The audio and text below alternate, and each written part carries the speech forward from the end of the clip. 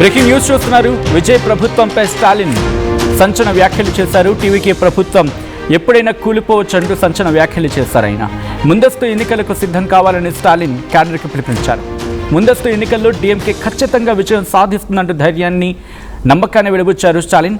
DMK నేతల సమావేశంలో స్టాలిన్ సంచలన వ్యాఖ్యలు చేశారు. డీఎంకే ఓటమికి గల కారణాలను విశ్లేషించి ప్రజల అభిప్రాయాన్ని సేకరించేందుకు 36 మంది సభ్యులతో కమిటీ సిద్ధంగా ఉంది అంటూ కూడా చెప్పుకొచ్చారు.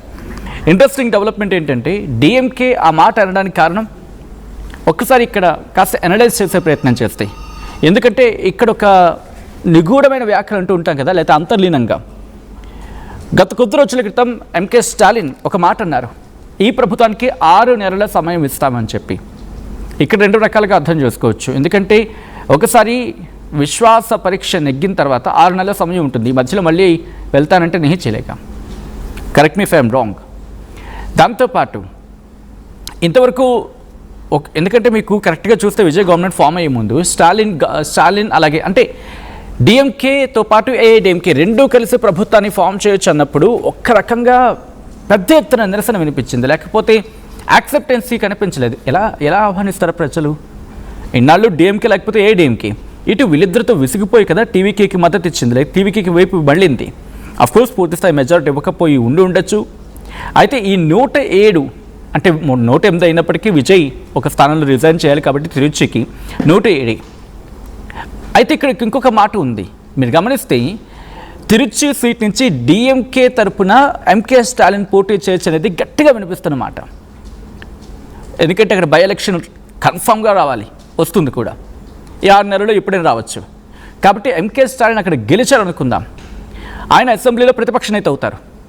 అయిన తర్వాత విజయ్ మీద ఇంకా ఇంపాక్ట్ పడుతుంది. ఉదయనిధి స్టాలిన్ ప్రస్తుతం డిఎంకే నుంచి ప్రతిపక్ష నేతగా ఉన్నారు.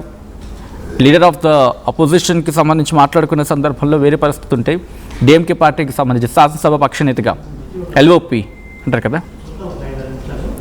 సో శాసనసభ పక్ష నేతగా డిఎంకే నుంచి ఉదయనిధి స్టాలిన్ ఉన్నారు.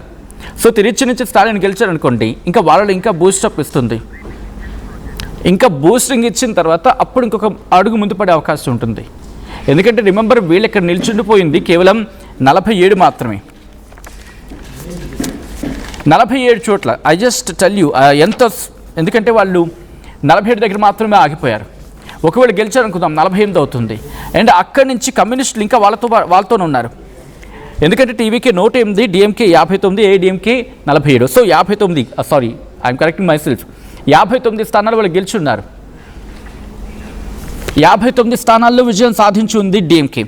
కాబట్టి ఒకవేళ టీవీకే 107కి పడిపోయిన తర్వాత తిరుచి కూడా ఇటు డిఎంకే గెలుచుకుంది అనుకుందాం, ఏముంది? PMK, IUML, CPI, CPM, INC ఇవి ఎందుకు ఇటు షిఫ్ట్ కాకూడదు? రాజకీయాల శాశ్వత శత్రువులు, శాశ్వత మిత్రులు ఉండరు. రిమెంబర్ ఇదే డిఎంకే పార్టీకి సంబంధించి 59-60 స్థానాలు సంపాదించింది అనుకుందాం. అక్కడ మ్యాజిక్ ఫిగర్ ఎంత? తమిళనాడుకి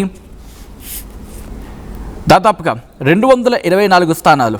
కాబట్టి 224 స్థానాల్లో మొత్తం కుప్పకూలిపోతుంది. అప్పుడు ప్రభుత్వం అవకాశం ఉంటుంది.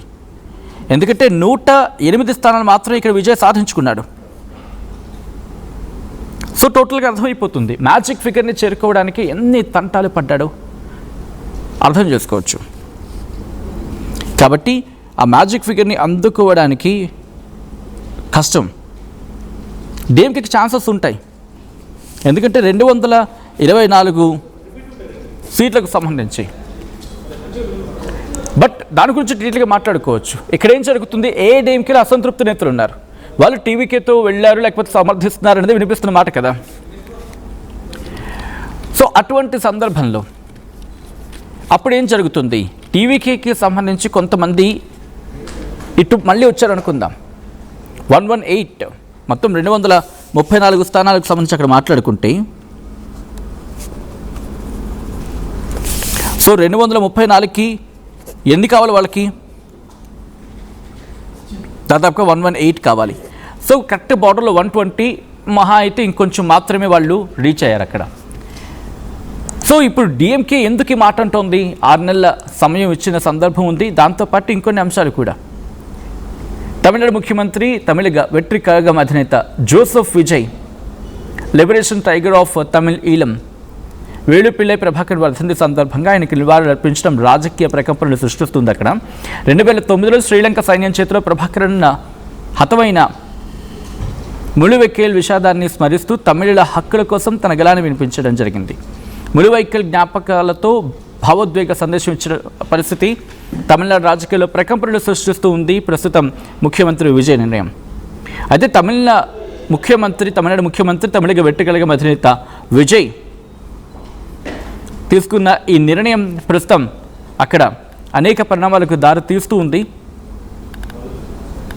సో ప్రస్తుతం తమిళనాడు ముఖ్యమంత్రి విజయ్ ప్రభుత్వం కుప్పకూలిపోతుందని డిఎంకే చెప్పడానికి కారణాలని లింకప్ చేస్తా ఒక్కొక్క డాట్ని క్లియర్ కట్ చేసుకుంటూ వెళ్తే కనుక 59 మనకు అనిపిస్తుంది. బట్ ఒకవేళ 6 months తర్వాత ఇదే అంశాన్ని చూపించి ఇదిగో ఈ ఇష్యూస్ ఇంకా ఉన్నాయి, తిరుచి గెలిచిన తర్వాత ఫర్ సపోజ్ తిరుచి గెలిచింది అనుకుందాం, డిఎంకే స్టాలిన్ ప్రతిపక్ష నేతగా లోపలికి వెళ్ళారనుకుందాం, ఈక్వేషన్స్ మారిపోవచ్చు.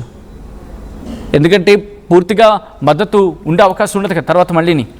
ఒకవేళ ప్రభుత్వంలో కనుక కాస్త కుంపటి రాజుకుంటే, ఎందుకంటే విజయ్కి మద్దతు గురించి మాట్లాడుకున్న సందర్భం కదా. సో అటువంటి నేపథ్యంలో ప్రభుత్వం కుప్పకూలిపోతుందని స్టాలిన్ చెప్పడం 2 మొత్తం 144 స్థానాలకు సంబంధించిన దాదాపు 144 ఓట్లను దక్కించుకున్నాడు ఇటు అసెంబ్లీలో విజయ్. సో 144 మంది ఎమ్మెల్యేల సపోర్ట్ అయితే అసెంబ్లీలో దక్కించుకున్నాడు విజయ్.